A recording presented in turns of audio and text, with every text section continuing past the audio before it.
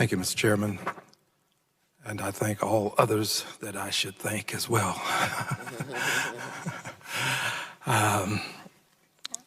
Please allow me to thank all of you for what you do. I understand that it's very difficult. I have a number of questions. The first has to do with CDBG-DR. Are there any recommendations that you have that would assist you and assist you in the use of these CDBG-DR funds, Community Development Disaster Relief Funds? Any recommendations? Thank you. I greatly appreciate it. As you know, we're still waiting in Texas for some of that funding to arrive. So I thought I'd just take a shot and see if there was some possibility that you might be able to give some assistance. Here's another one. In my city, we hear the words shelter in place. And there are many persons who have no shelter to shelter in place. Churches will open their doors and they will sometimes have some minor damages. They provide food, blankets. How does FEMA interact with the churches? How do we get that done so that they can be properly compensated? Do you contract with any of the churches for shelter? I know that the municipalities will usually provide some places for shelter. In Houston, we have the Astrodome and we have other facilities. Well, let me just continue outside your area. Let's talk for just a moment about the 20,000 pallets of water in Puerto Rico. I went down there, 20,000 pallets of bottled water that did not go used timely. Can you tell me anything about that?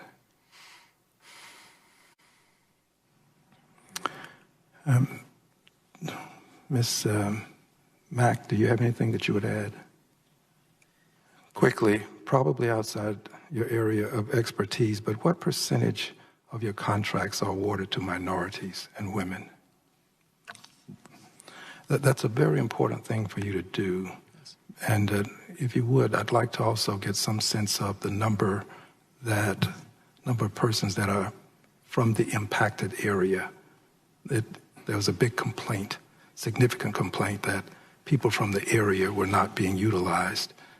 People were coming in from the mainland to service people on the island. So it would be of great benefit to know these things. Now, how am I assured that I'll hear from you? Who will be contacting me? Okay, and if they do not, am I at liberty to call you? Okay. Final question, Mr. Chairman, if I may, I just want to ask one more. Timely payment of contractors, small contractors. I get complaints from contractors who are telling me that they are not being paid timely, and I understand that you no longer handle debris. You stop contracting that out. The municipalities do it. But can you provide any degree of oversight? And maybe I should have Ms. Mack respond, but such that these small contractors will be paid timely. Thank you, Mr. Chairman. Thank you, Madam Chair. Mr. Marcus, I'm concerned about the dollar. As you know, there is a competition for currency supremacy. The dollar is the preferred currency in the world.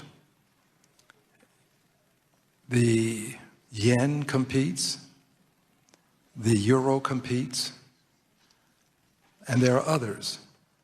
But the question I have for you is this: how will this impact the dollar? This is our currency. The dollar is the means by which we have the opportunity to influence the economic order in the world. How will this impact the dollar? The question is, what impact will you have on the dollar? The dollar is supreme. Do we give up our supremacy because of a cryptocurrency? things tend to metamorphose. Things rarely remain stagnant. We live in a dynamic world. You're starting out with just a small piece of the economy, as it were. We don't know what this will become. Surely you can understand the consternation of people who are charged with the responsibility of overseeing the Fed, which happens to be the means by which we have influence with our economy and the dollar. So we have this consternation, and I would greatly appreciate it if you could allay some of my consternation with reference to the impact that this may have on the dollar. You said mainly of the dollar. You said earlier when testifying in this room to questions posed by another member that another country could also buy into the reserve. I believe China may have been mentioned. Is it true that China can buy into this reserve? And I've indicated to you earlier that we are in competition with the euro. The pound, we would be in a competition with it as well. The yen, that's the Japanese currency, we would compete there. So you have these other currencies and you have the dollar, but the question becomes how is this going to be balanced such that it doesn't impact the marketplace itself for currency? Our dollar is a currency that is preeminent outside of the United States. So saying to me that this is something that will impact things beyond our borders does not give me the level of comfort I need when my concern is with a dollar, which seems to transcend boundaries. Any place in the world that you happen to visit, the dollar is available to you. There are countries that prefer the dollar to their own currency. So I'm still asking for more, and if you'll send me something, I'll be more than honored to peruse it, and I will yield back the balance of my time. The gentleman from Texas, Mr. Green, who's also chair for the Subcommittee on Oversight and Investigations, is recognized for 5 minutes. Thank you, Madam Chair.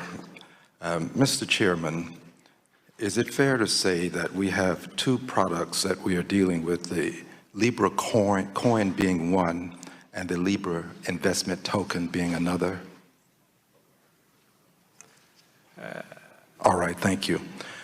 And is it true that, in your opinion, if the coin does not produce a return on investment, it's not subject to security regulation, SEC regulation? If a product does not produce a return on investment, is it something that you regulate? Okay, so let me just walk through something, if I may, because this is, I think, worthy of consideration. As proposed, Libra will be backed by the Libra Reserve, and the reserve will be managed by the Libra Association. The association will have members. The members of the association will invest some $10 million into something called the token, the Libra token. The token investors will receive dividends generated by the yield of the assets held in the reserve.